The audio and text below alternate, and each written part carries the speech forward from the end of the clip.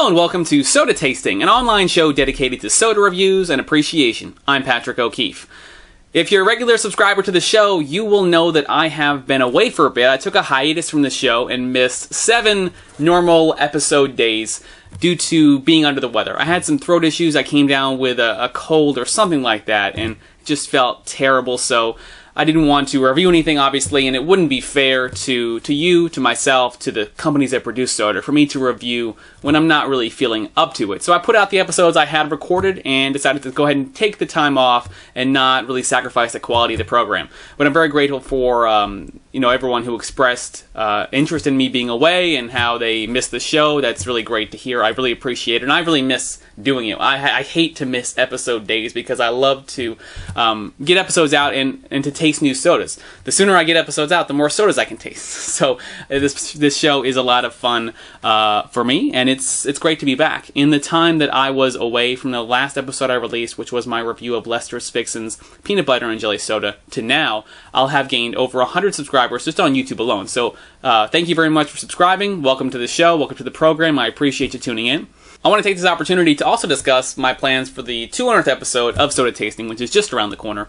What I'm going to do is 10 consecutive viewer-requested episodes. I do a lot of viewer requests just in the course of the show naturally, but I'm going to go ahead and focus down 10 consecutive viewer requests from all from different viewers. So at least 10 different viewers, probably more, since multiple people request the same soda. So I'm really looking forward to that. And I have a couple in mind that have been requested for quite a while, or have been requested many times, that I'm looking forward to getting to. So stay tuned for that. So I'm back, and I'm back with a new product. This is Dublin Ginger Ale from Dublin Bottling Works. And, my name is Patrick O'Keefe, so obviously there's some Irish blood there, and I'm glad to. I like this branding. I like the clover on the front. It's a really nice, attractive bottle.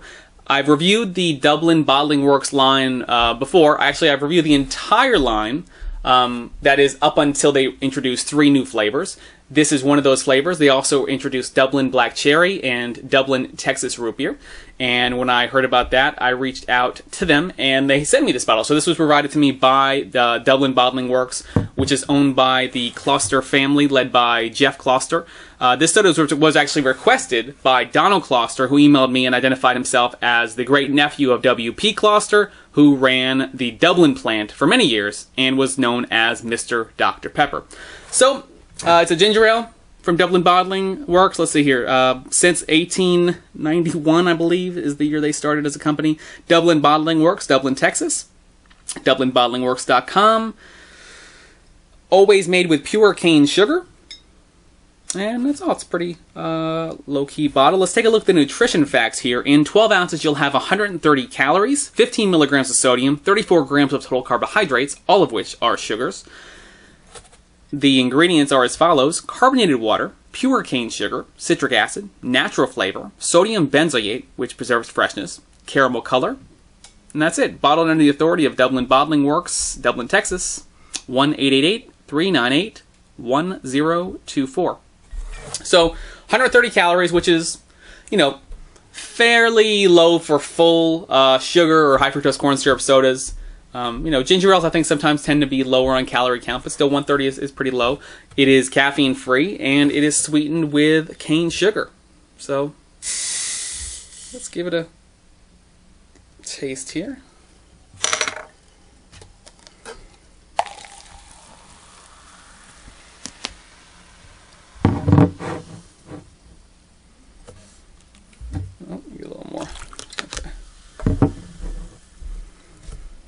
Nice pale ginger ale color, tannish, light tan.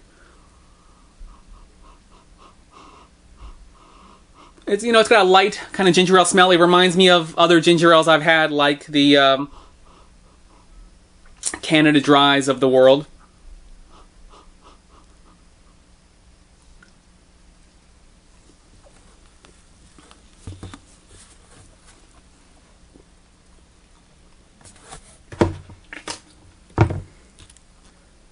I think Dublin's really nailed it here, and, different people like different ginger ales. Of course, I rate based on my taste alone, but there's spicy ginger ales, there's sweet ginger ales, there's a mix. This is not a spicy ginger ale. In fact, I don't detect even the slightest bit of spice in it. No spice. No spice ginger ale. I mean, it has that kind of bitterness that you get from some ginger ales, but spice-wise, it's not a spicy ginger ale. For me, that's great. I love this. I think that it is a great, sweet ginger ale with a little hint of bitterness. And if that's what you like, then you should definitely check this out. This is a really great flavor. You know, I don't often associate ginger ales with refreshing taste, right? Not every drink has to be refreshing. There's lots of good drinks out there that aren't refreshing. I certainly don't consider a spicy ginger ale to be refreshing.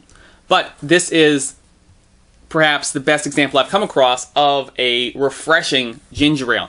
I really like the flavor. It's clean, it's crisp. You know, you get that little bit of ginger bitterness, but it's not overpowering. No spice, great sweetness, very smooth. Nothing wrong with the flavor at all. Nothing jumps out at you and tastes wrong. I really like this. Very good ginger ale, very tasty. 4.5 out of 5. So, I'd like to know, have you had any of the Dublin Bottling Works products? If so, which ones? Let me know in the comments on YouTube or on sodatasting.com. Please subscribe to Soda Tasting via YouTube, Facebook, Twitter, Google+, RSS, or email. You can find links to all of those options at sodatasting.com. Thank you for watching, and as always, everything in moderation.